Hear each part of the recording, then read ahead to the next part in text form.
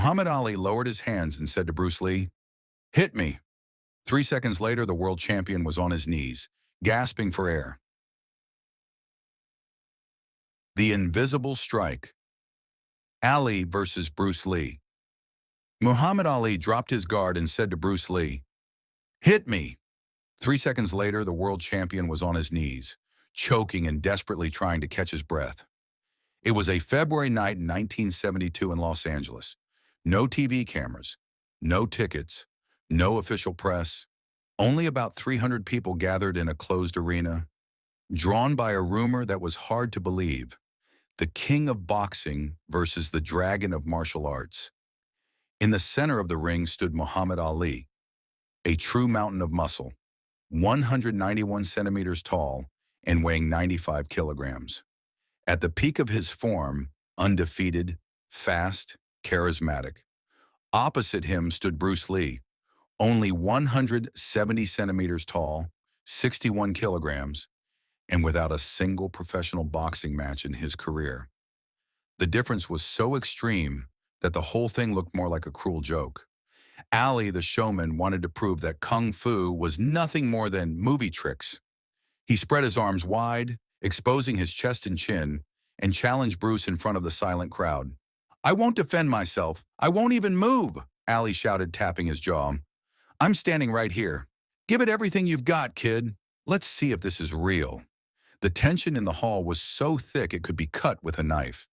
If Bruce missed, or if his strike simply bounced off Ali's iron body, he would be mocked forever. If Ali were injured, it would be a disaster for the entire boxing world. The referee asked if they were sure. Ali only smirked and nodded. Bruce Lee did not even take a fighting stance. He stood calmly, completely relaxed, staring Ali straight in the eyes. 1 second passed. 2 seconds. 3. Total silence. Then it happened. No wind-up. No one saw his hand pull back. There was only a short flash of movement, something that seemed to break the laws of physics, in a sharp, dry sound, like a whip cracking. Ali's smile vanished instantly. His eyes widened. The man who had taken punches from George Foreman and Joe Frazier suddenly bent forward.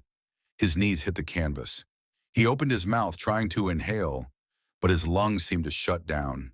The heavyweight champion of the world lay on the ring floor, helpless and defeated by a single touch from a man who weighed half as much. The arena froze. No one understood what had just happened. How was this even possible? Where had Bruce hit him? Several seconds passed before Ali could finally breathe again. He podned his head, looked at Bruce with disbelief and respect, and whispered words that eyewitnesses would keep secret for decades. "How did you do that, brother? That was invisible." Bruce Lee reached out and helped Ali to his feet. "The secret is relaxation, Muhammad," he said quietly. "Your power is in muscles and speed. Mine is in emptiness. I didn't strike you. I passed through you at the moment you least expected it. I hit your diaphragm so precisely that your body forgot how to breathe for a second.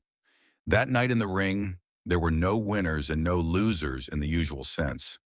It was a moment of pure mastery when two of the greatest fighters of their era exchanged not blows but respect."